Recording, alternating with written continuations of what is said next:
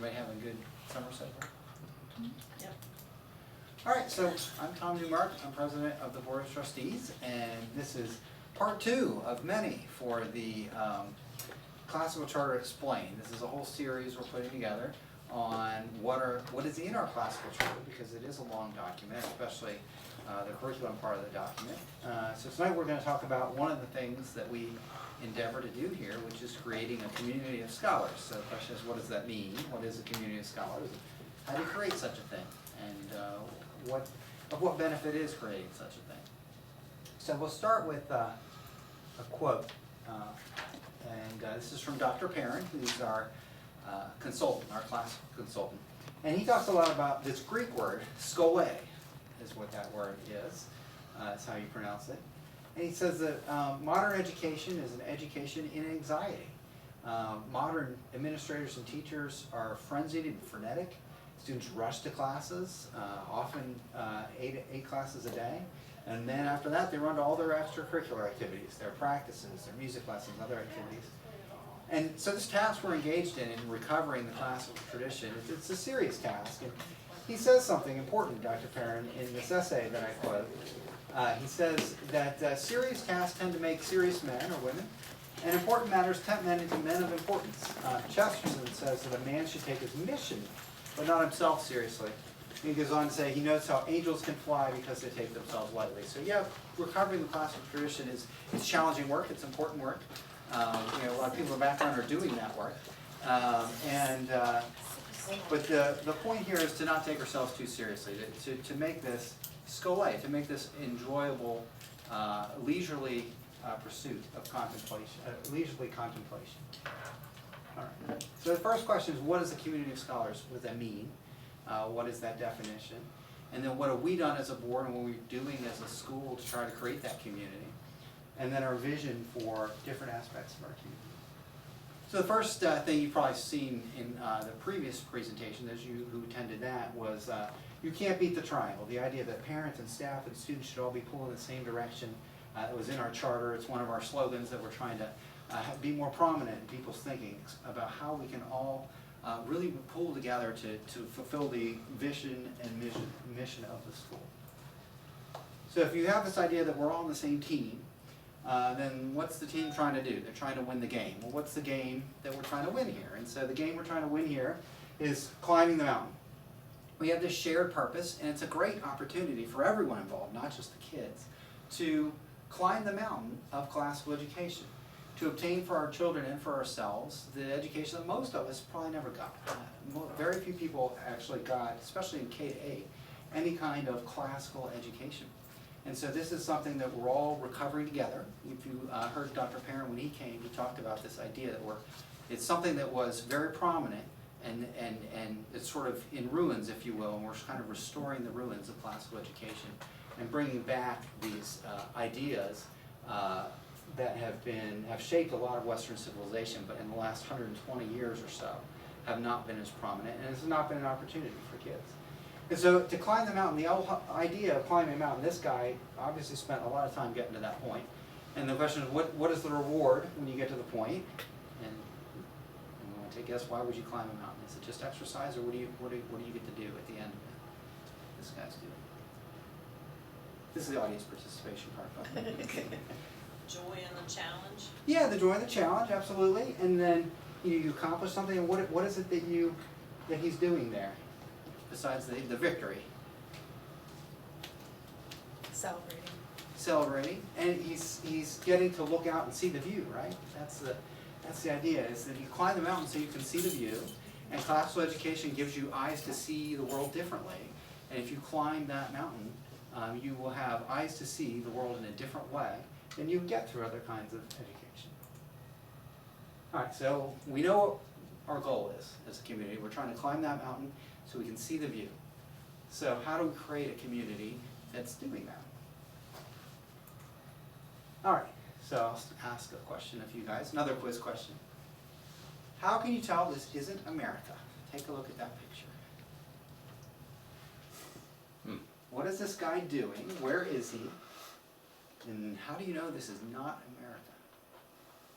You take guesses if you don't know. hinted at it a little bit in the teaser email I sent out. Okay, let's start with this. Where do you think he is? Not the country, but what's he in front of there? Bathroom. A bathroom, that's right. So, what is he doing in his hands there? Looking for money? Yeah, why would you look for money if you're going to the bathroom? Because you have to pay for it. All right, do you have to pay for toilets typically in the US? No. But in Used Europe, used to. Yeah. In Europe, you do much more often, right? So one of the questions I had asked in the email I sent out about this presentation is, what in the world does European toilets have to do with our charter? Well, it's an interesting thing. It's been widely observed by a lot of people that if you go to Europe, the toilets tend to be cleaner. Why? Why do you think the toilets would be cleaner in Europe versus here? Any guesses? Because you're paying for them. You're paying for it, yeah. And if you're paying for it, who are you paying? You're paying someone, right? Something. So what does that mean if you're paying someone for the use of that toilet? What's their relationship with that toilet? You gotta start out with toilets, right? It's prime topic. What does that mean their relationship is? If you're paying them to use their car, what's the relationship with the car? Customer, client. Right, they own the car, right? If you're, right, when you pay someone, a cabbie for a car, somebody owns that car. Somebody owns this toilet, right? There's ownership involved. And so the reason you can tell this is in America is that somebody owns that toilet that they're paying. Sometimes they're government owned, sometimes they're privately owned. But the idea is there's ownership of it. And it's a little different than American toilets. There's this concept in economics called the tragedy of the commons. And it's an important concept actually for our charter school. It refers to the fact that individuals acting on their own self-interest will tend to deplete or damage a shared resource. Hence, public bathrooms in the US, not necessarily the cleanest places, especially if you go to a rest stop, right? But in Europe, they tend to be cleaner because somebody owns that. Somebody's taking care of that. It's their property. And so for a charter school, one of the important concepts is people take care of the things they own, right? You take care of your car better than you take care of your neighbor's car. You probably don't really take care of your neighbor's car. You take care of, you're less concerned about eating in your car than, you are more concerned about eating in your car than you might be if you were riding a cab. It's somebody else's to clean up, right? They own it. And so there's this notion of ownership. And it's part of the secret sauce that makes charters successful. Is we all have to assume ownership of this place. This is our building. We rent it, but it's our building. It's our school. We're all working together, and we assume that it's ours. All right. So that's the first concept: is assuming ownership. That's part of creating a community of scholars. We all have to own this place. We have to own the results, every one of us. And then this is actually a picture of Mr. LaRose after a really tough day. This is his self-portrait here. This is actually from one of the SEAL teams. And SEAL teams, if you're thinking about creating a community of scholars or any sort of community, including the SEALs are very well known. They've been featured a lot in the news recently. They're a very high-performing team for what they do, which is they take care of military operations in a way that hardly anyone else in the world can, right? And so they have an ethos that defines that community, that high-performing team. And if we're going to be a community of scholars, we need to have an ethos, too, that defines us. And there are things we can learn from everybody, and the SEALs are one. And there's a great motivational article, it's actually in a business magazine, sort of applying SEAL team sayings to business, and it can apply to education as well. And so they have a couple of sayings. They actually listed out 7 in this article, but here's 4 I thought were particularly apropos for us. All in, all the time, right? So the idea is you're never half in. You got to be fully committed to this thing. You're taking ownership, as we said, all in, all the time. Have a shared sense of purpose. So the idea is we're all trying to climb that mountain. We're all trying to get ourselves and the kids to see the view, to see with new eyes, if you will. Get comfortable being uncomfortable. So it's not a cakewalk, starting a charter school, running a charter school, being a part of it. I think all of you can attest to that. It's very challenging. And so this is not a place to come if you want to sort of be comfortable as is the default. I'm not trying to make it uncomfortable either, but the idea is there's going to be stresses and strains, particularly in the first several years as we're getting this thing off the ground. And the only easy day was yesterday. So these are some great quotes that are often thrown about in SEAL circles that I think are particularly appropriate for us. That it's going to be challenging. We're all in it together. We take ownership of it, and we're going to get to that end goal. So with that sort of attitude underlying what we're trying to do here, there's a challenge that we have. It's something I call educational exceptionalism. And this is this idea that you find a lot in public education circles in America in particular, that public education is so different that best practices that work other places won't work here. And so we have examples including, you know, expecting folks to voluntarily engage in study groups and socialize, having teachers be independent scholars instead of order takers, offering pay for performance, which isn't allowed in the state really, hiring teachers with classroom experience but without the certification, achieving high performance with a student body that includes kids in special education. That's often a thing. Oh, those private schools, they don't have kids in special education. It sort of becomes it's a reasonable thing to talk about, but the idea is we don't want that to ever become an excuse. We have a diverse group of kids, we're going to get them to do great things. Committing time between the workday and functioning effectively with more freedom and regulation. In charter schools, and again, we have a limited sort of segment into this as compared to others, we show these things are both possible and desirable. So that's the educational exceptionalism. It's basically saying we can't do it because we're a public school. The idea of charter schools is we're kind of being like the SEAL team, saying, you know what, get comfortable being uncomfortable. We're going to be really successful no matter what it takes. Shared readings and shared teachings. So the idea is, as a community, we have to have something in common to build a community, and what we can use as common ground. This is actually FCCS kids here. This is actually a real picture from the science room, I think. Is this one of your classes? I think this is one of your classes. Mrs. Wilson's class. And so you're going to read some of the same classic works that your kids might. So one of the things you can do is, if your kid's reading the Odyssey, a child's version, excerpts, you know, first grade, you can read maybe more excerpts, or maybe not the whole thing. It's kind of a large work, but you know, can you read some of it as well? So the idea is that the parents and kids and staff can all be kind of on the same intellectual page, as it were, because of the way that classical education is uniquely organized. It lends itself to doing that. And so not only the class works of literature, but the math. I mean, a lot of parents, most parents, if not, aren't that familiar with Singapore, or certainly weren't trained in it. And I know a lot of parents have gone and gotten the books since their kids started the school. But you get to learn Singapore math the way that you were never taught it. It's a unique way. This is what I can tell you. It's a unique way of teaching, and there's a lot of interesting things that come out of that, and ways of seeing problems that I actually have used in my work after learning about Singapore math. That I used to solve stuff with algebra, and now I don't do that. I actually draw things out sometimes to solve problems in my work as a computer science person, which is interesting, just that it applies even to things like that. The idea is that staff's going to collaborate across disciplines to make the connections. You know, classical education is all about making the connections, getting, you know, having folks realize that what you're reading in English is from the time period, and so it says something about the history, and the history, understanding the history informs what might have been in that author's mind at the time. So that's the idea of shared readings and shared teaching. And then part of the shared teaching too is that parents too can understand, particularly in early reading instruction, this is an area where I think parents can help. If they know the kinds of exercises they're supposed to do, and if they go to the presentations by Dr. Carol Tolman, they can learn about ways they can help their kids. And so parents, as the primary educators, can help the teachers who are educating their kids during the day with this issue of reading instruction in particular, and help to be, you know, one of the teachers of their children. All right. So what's our vision for staff? And this gets into our process. We have a very well-known process around the county, I've heard, for hiring staff. We have a lot of great staff in the background. Thank you guys for being here, by the way. So we wanted to describe a little bit about our staffing approach. And I did want to let's see if this model works. Okay, so this marker works.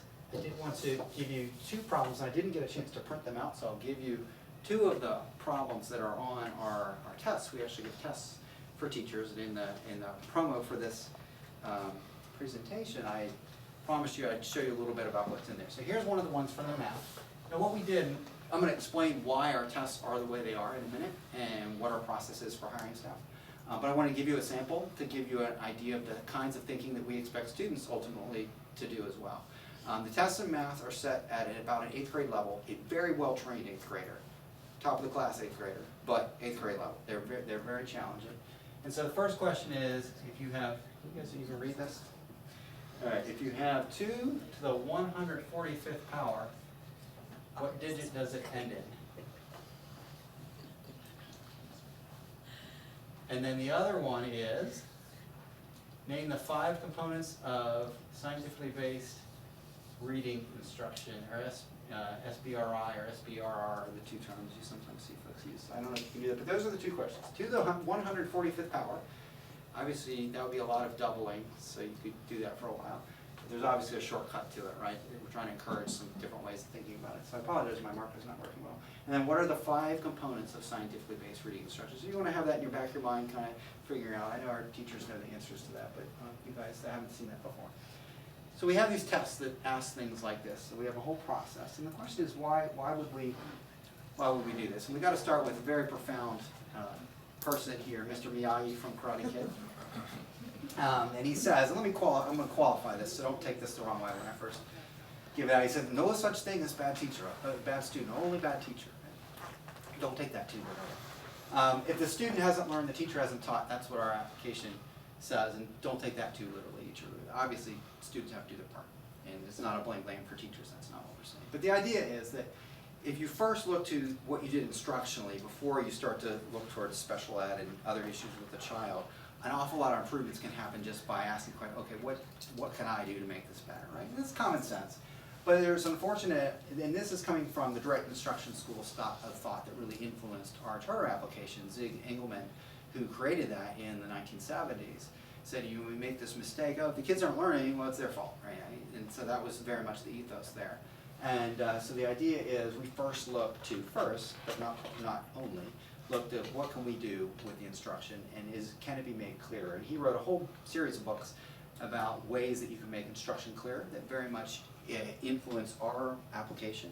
And teachers know they've been through some of the direct instruction training. And the idea here is that clarity is king kind of thing when it comes to teaching. So you start with this idea that, okay, so if teachers are obviously the most important factor to anything that we do, so then how do we find the ones that we want? Because recovering this classical tradition is not an easy thing, right? And so we came up with a couple criteria here, and it's interesting. We actually did a lot of research on this. What makes for the best teachers? If you could turn a crank, which you can't do, what would that look like if you were able to produce such a thing as the ideal classical teacher? And so, top 15 to 30% academically. That number came from research by the McKinsey Institute, which looked at where we select teachers, and they found that the highest performing nations typically limited their teachers to that percentage, and we did that as well. All the teachers you see before you are in the top 15 to 30%. And eloquent speaker and writer, degree in the subject areas strongly preferred, or a liberal arts background. There's none of these criteria we'd ever use as exclusionary. So we look at, okay, you have a math degree, but you really love science. Great, if that's your passion, go for it. So we would never say you can't teach math because you don't have a math degree. Organized approach to teaching and lesson planning, passion for learning, and active intellectual life. So we actually asked the interview, like, what books have you read lately? You get all kinds of interesting answers when you ask that question. What has most influenced your teaching approach? Those types of things. We really look for folks that can give you a little bit of a history. So a lot of folks that were hired would say, well, I used to think this way, but then I had this experience, so I read more about this, and you kind of get this, okay, they're folks that are really committed to figuring things out. So we do that in the hiring experience. We prefer experienced classical teachers or folks that use a similar approach. So you don't have to have worked at a classical school, you just have to be kind of oriented that way by nature. Child focus, you gotta love all children regardless of any characteristic they bring. We have a lot of teachers that really love kids, and that's great. That's so important. Happy, loving, nurturing, incredibly positive, energetic personality, that's the ideal. Committed to classical education, not trying it out. One of the most interesting questions we ask folks is, why do you want to teach here? And the answers are very telling. I mean, we have, and none of the folks that work here have ever fit into this category, they wouldn't be here. But we have folks, well, I wanted to try it out. We've had a lot of parents, a lot of teachers say, I just wanted to try it out. Well, why did you want to try it? What was different? What was different about it? I don't know, it was just something different. It's okay, well, you're not really committed because you can't even describe what the differences are, right? So we had a lot of candidates that were like that. None of the candidates that teach here are that at all. They all said, well, I read your website, and I went and read a bunch of articles, and this really makes sense. This is kind of what I did already, just they gave me vocabulary to describe what I do already. That was what we were really looking for. So that was great. Willing to invest years in becoming a great classical teacher. It takes time. Becoming a great school, it's going to take us a decade. It's going to take teachers a decade. Becoming a great board, everybody. It's going to take us all time. Being the kind of parents that can really help with this takes time. It's not going to happen overnight. Value, we asked folks, what do you think about research? If research told you to do something different, and there's a lot of it, it was reliable, what would you say?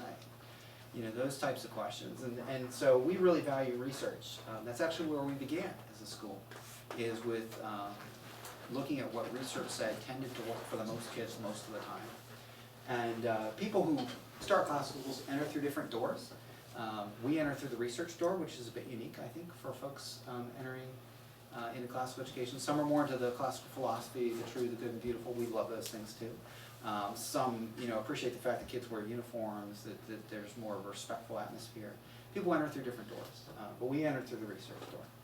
And so now that we're there, we of course embrace all of it, but what makes us unique is this focus on the research. So it's interesting. The other thing is the spark. We look for a spark, both in our students, which we'll talk about later, and in the teachers. And so we like all these things, but these are more, a lot of these are, not all of them, but a lot of these are quantifiable things. And it's interesting, as much as we care about those things, and we do because of the things that you can look at in a person in evaluating, it's easy, the quantifiable things, you look at the grades, you look at class standings, etc. You look at organization and lesson plan. But 97% of what makes a good teacher, it's not measurable. So a lot of these refer to the 3%, but there's 97% just isn't measurable. They're personal qualities like passion, organization, rapport with the kids. A lot of those unquantifiable qualities make the most difference. So what we look for, we do look for the unquantifiable spark. It's one of those things, you know it when you see it, you can't exactly describe it. It's hard to describe. And we take a whole person approach. We consider everything. I mean, some of the teachers are the best you will see at loving children, and you know, like everybody, they're good in all areas, but maybe that's one of the things they're best at, and there are other things they need to do, and the other folks are, you know, experts in the content, and they love kids, but you know, everybody has positive and negatives or I should say different degrees of strength on any of these qualities. So we take a whole person approach and look for that sort of spark that says, hey, you know, this person has a quality or several qualities here, but just this is what the school needs, this is what that grade needs, this is what that team needs. And that's how we hire teachers. So why did we do this? Well, then on the quantifiable part, there's two things that actually correlate with effective teaching, and we don't screen anyone out for these things, but we look for these things if we can find them. It's selectivity of an undergraduate college. It doesn't mean that everybody that goes to Harvard is going to be a great teacher, but there's a correlation.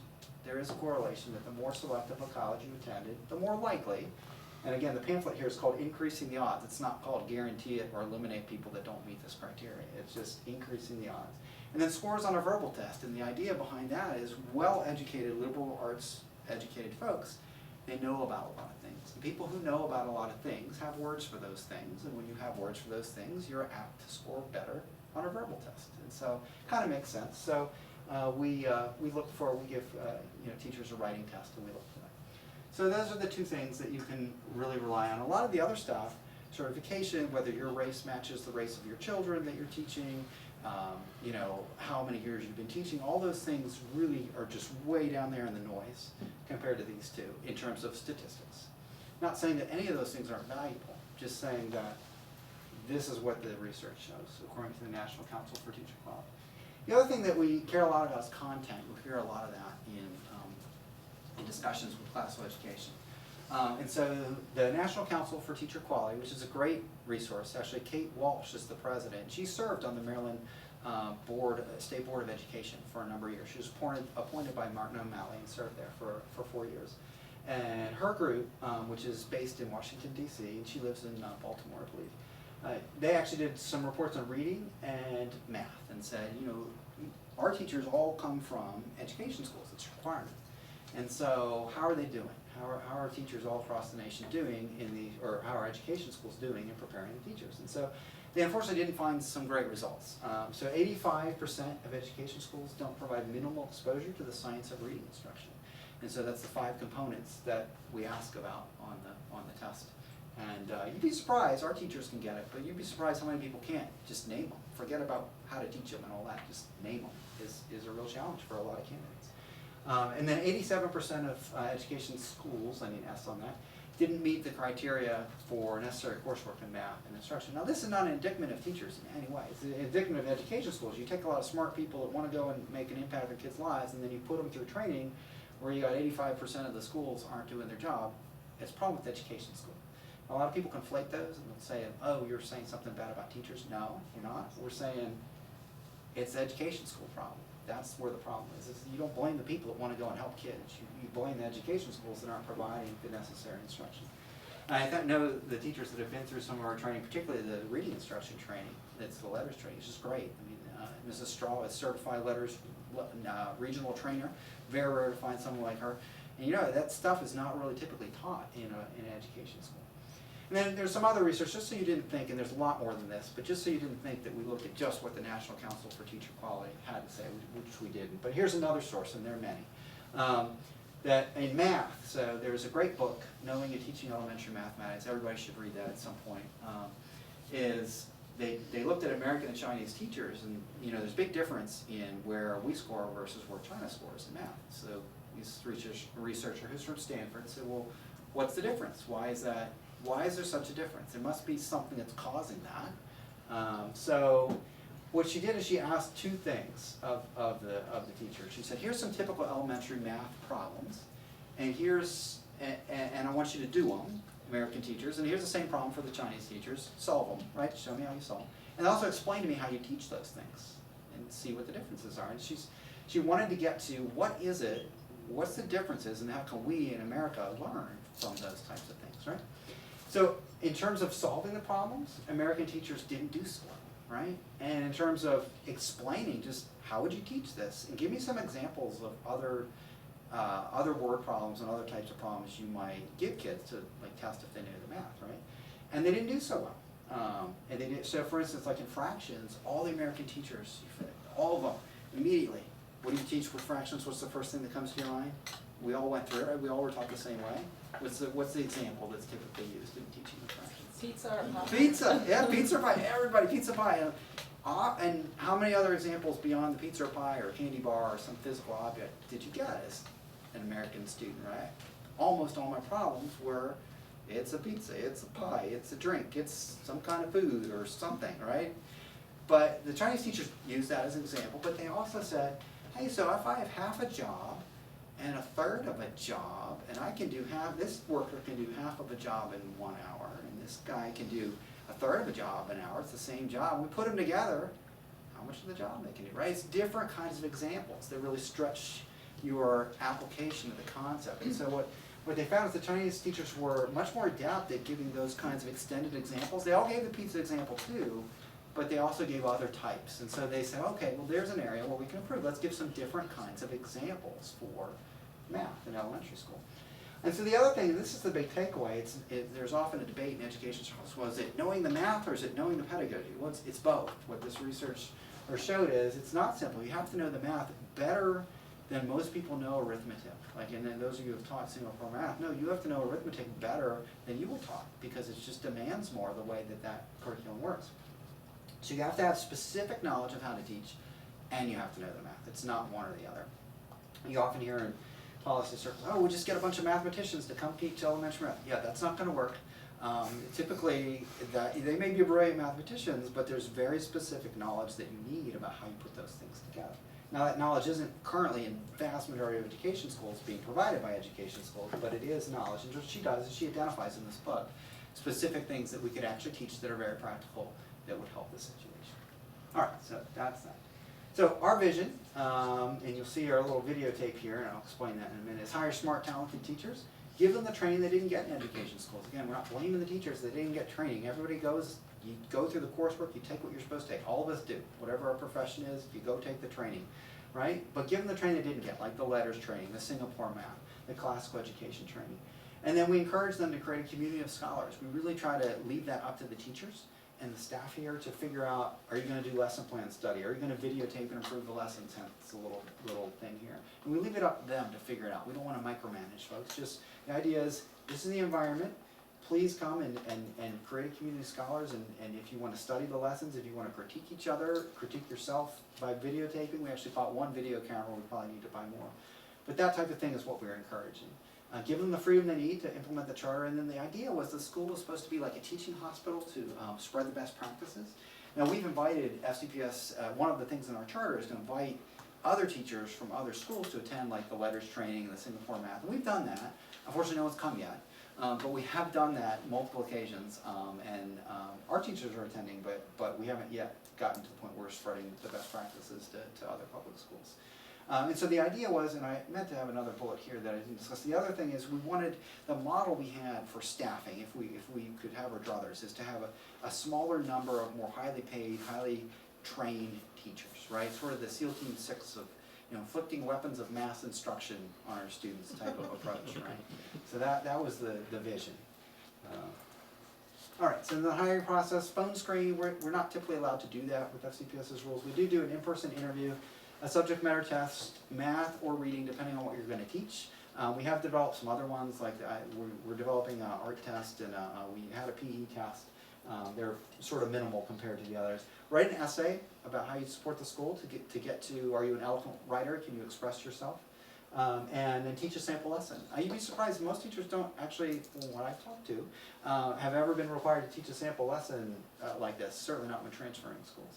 And so that was new to folks. But it was very telling to us. We had some folks that were great on paper, great in the interview, and they got to the sample lesson, and it was like, what happened? You were so eloquent then, and now it was a mess, right? So, and then we had folks that did well, and then the lesson was brilliant. We're like, oh my gosh, we gotta have this teacher. So, having all these things to look at has been really helpful to us. We feel like we've gotten the best of the best, and we're glad to have them. And though there are aspects of our hiring process we haven't been able to implement, we've implemented enough. I think it's really worked out. All right, so I'm gonna give you answers now. Did anyone try to work on 2 to the 145th power? So, all right, so this is the first, literally the first question in the exam that we give the teachers, and it's not 2 to the 145th power, it's a different power, so I changed the numbers, so if anyone sees this on the internet, they'll know the way to do the solution, but they won't know how. And so, just in case you were sitting there wondering how such a thing would get accomplished, and this is a little bit out of focus.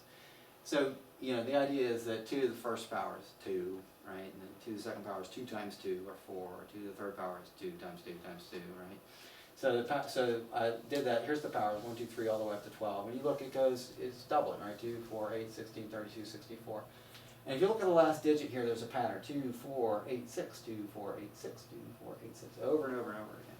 And it repeats every 4, right? And so it's pretty easy to figure out what your number is going to be with 145, because you just say, okay, so what you do is you do a thing that we computer science nerds call mod, which means you divide the number. So we're going to take the number, which in this case is 2, and divide it by 4, but we have to divide it in an integer way, which means 2 divided by 4 is obviously 1/2, but we don't do that. What we do is we say 2 is divided by 4, but it goes in evenly 0 times, and how much is left? 2. Right, so the answer here, the last digit is 2. And then 4, the same thing. 8, you divide let's see here, you divide that by 4, and obviously that's what the remainder is. So what the idea is that it'll go 1, 2, 3, 0, 1, 2, 3, 0, 1, 2, 3, 0 for what the value is. So if you take 145 divided by 4, you get 36 remainder 1. That 1 is then telling you that it's going to be a 2, because all the 1s when they're the remainder are 2. So I'll put these slides online so you can puzzle through that later. I know it's a lot to explain, but the idea is that there's a pattern to it, which is what we're looking for. Let's see here. And then the 5 components of scientifically based reading instruction: phonemic awareness, phonics, vocabulary fluency, and comprehension. They're like a step there, because that's generally the order. They all develop concurrently, but the idea is that that's kind of where you end up. Your ultimate goal is to comprehend what you read. You can't do that unless you are able to read fast enough and know the words and understand how the sounds and letters correspond, which means you actually have to be able to hear the sounds. So there's kind of a scarce tag. So that's the basic concept of all reading instruction. All right. So, what is our vision for parents? So we talked about the vision for staff is sort of the SEAL Team 6, elite group of folks that are highly trained. You are what you read. So our expectation for parents is that you read about classical education. We always ask everyone who joins the school, it's actually in the welcome packet, to read the schools we need. How many of you have read the schools we need? Two. All right, 2 people. All right, so the rest of you have homework to read this book. And participate in the life of school by doing things like coming here, going to Carol Tolman's presentation, Dr. Perrin's, study groups, education nights. I know the academic committee actually started a study group, and we love to have staff there as well, and it was on this book. We will probably start another one in the fall. We're thinking about maybe doing Straight Talk About Reading, or one of the other ones about reading. And maybe even having some teachers present. We've been kind of, as a board, kicking around that idea. But especially if your kids are in K-2, that's a great book to read about reading. Straight Talk About Reading. It's written for parents. It gives you little exercises you can do with your kids on phonemic awareness and phonics and things like that. And then read essays about classical education, charter schools, understand what the whole idea is behind a charter school, classical education. We try to send some of those things out.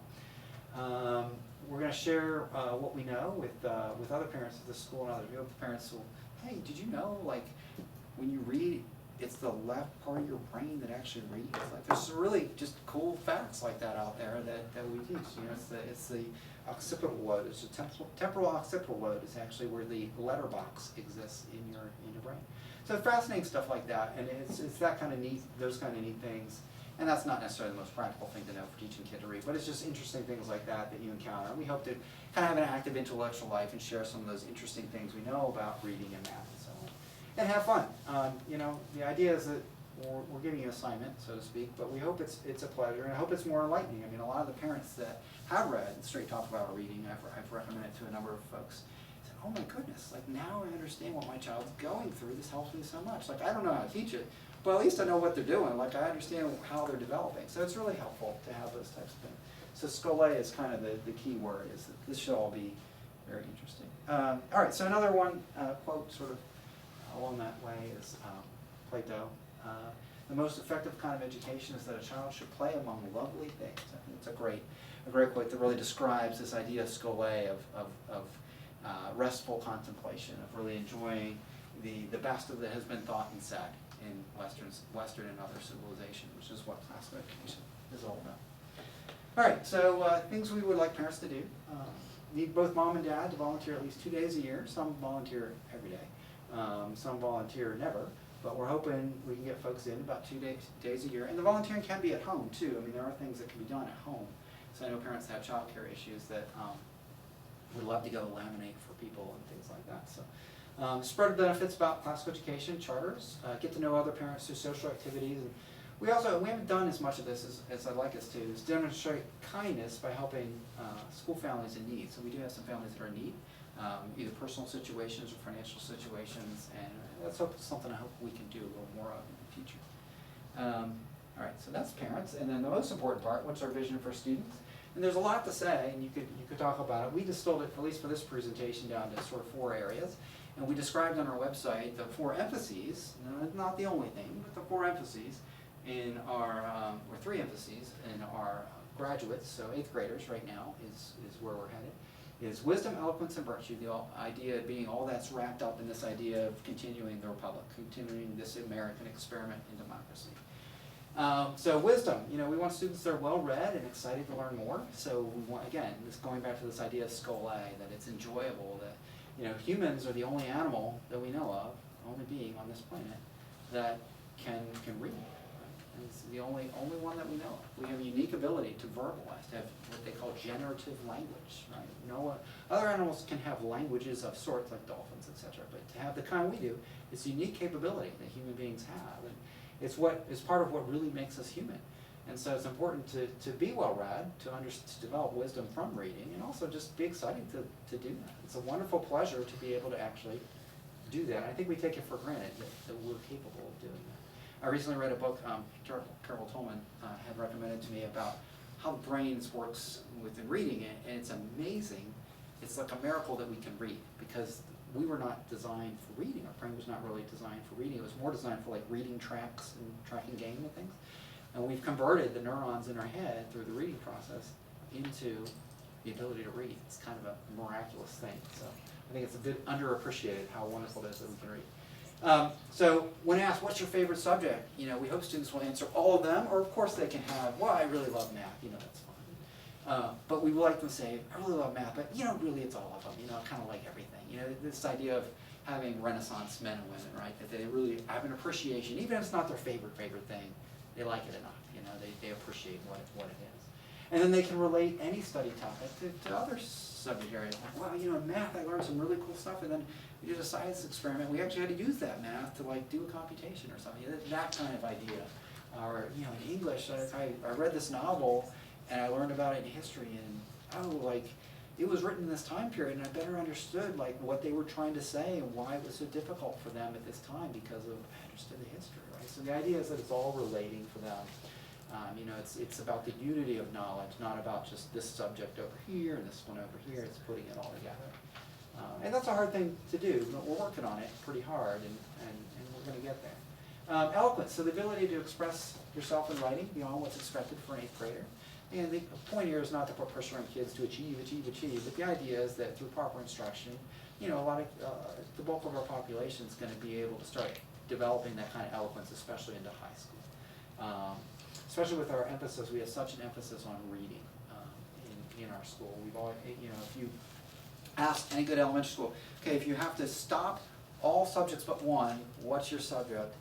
Reading. That's, you know, you really want reading to be the one. If you get to do one thing well, you want to do them all well. But if you get to do one thing well, it's got to be reading because that opens the doors to everything else. So eloquence, you know, put internal deliberations into word. What is it that you're thinking about, right? Actually be able to externalize that is great. And using logic, you know, we're looking at adding logic into our curriculum. We looked at it last year, it didn't happen. We're hoping this year we can find some time to do that, even if it's not a separate course, just kind of working it in. You know, they're trying to make a persuasive argument or just examining a topic and they're kind of reasoning through. That's something that really begins for our school in 5th grade, but really kind of accelerates through, you know, especially in 7th and 8th grade. That's when the expectation is you're really able to use that more.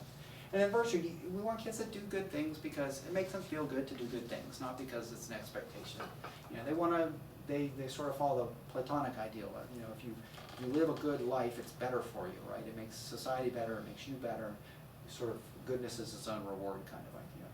And then, yeah, so views, now this is a big concept for an 8th grader, but the idea in some form or fashion. The idea is that, you know, you view pursuing virtue as enabling human flourishing. So values that we hold dear in this country, freedom, right? That enables our flourishing. We can start new businesses, we can believe different things, we can debate things, you know, that enables us to grow as a nation. And it's important to see that that's a virtue, it's a civic virtue. That really enables human flourishing. And then the idea of statesmanship and what it means to be a school for the Republic, we put that on our website. But over time, we want kids to understand that. And through history, understand sort of the uniqueness of our Constitution and our values here in terms of freedom and how we are unique in the history of the world, how we arose as a nation. And then the spark, again, everybody's got to have a spark, teachers and students. So, you know, kids are unique. And so we love them to have a love of academic and non-academic pursuits of their own interests. You know, we try to give them a well-rounded, the point of giving a well-rounded education is so that you expose kids to things they wouldn't necessarily have chosen on their own, but maybe they'll develop an interest in, right? So the idea is in classical education, that's what you're trying to do. In some of the more progressive schools, there's a thought of sort of following the child's more immediate interests, and there's value in that, but the idea is that if that's all you ever did, then if you weren't ever really interested in math, you might never get to appreciate it, or English or any other subject. So the idea here is, you know, we'd love to have kids that are, you know, they're starting to really love something and get interested in something. Comfortable in their own skin, happy being themselves. We just want happy, you know, normal, well-rounded kids. And then inspired to live a life full of truth, beauty, and goodness. If you realize that you can learn these things, and that there's an eloquence to math, there's an eloquence to writing, that there's truth and beauty and goodness in all these things, creates a different atmosphere than one that focuses on rah, let's achieve what we can, you know, it's all about achievement per se. We want kids to achieve, don't get me wrong, but more as an outgrowth of this pursuit of appreciating. Oh, by the way, you know, when you do math, like, think about what you're doing, like in kindergarten. When we use place value, think about if you had to write the number 100, but you couldn't write it the way we do, like 100, right? Think about, that's an amazing technology. If you think about it, it's an invention, a human invention. What would your alternative to writing 100 in the decimal form? What would you have to do if you didn't have place value? What would you have to do to symbolize 100? You want to take us down that one? I mean, you have to like write 100 tally marks or something, right? Or have objects that represent. And so appreciating these great conventions and information that we acquired over the years in Western civilization. There's truth, beauty, and goodness to it. It's really a lot of the things are underappreciated what they are in terms of just the alphabetic system didn't always exist, right? So having kids really appreciate that these things developed over time, And there's a reason, there's stuff happened before they got here, stuff happened before you and I got here. And appreciating this long history and how things developed over time gives you a perspective that that does help you appreciate sort of the abiding truth, goodness, and beauty, and the great conversation that has led up to this point in history that these things have developed. What we don't want kids to do is develop this sense of presentism, like, oh, they just sort of take for granted that we have computers and alphabet and math and all the things we have. We don't want that. We want them to really sort of appreciate it took a while to get here. And so the same thing's true for our school. It's going to take a while for us to get here too, and I think we can. So with that, that is a bit about creating a community of scholars, and I'll stop there and take any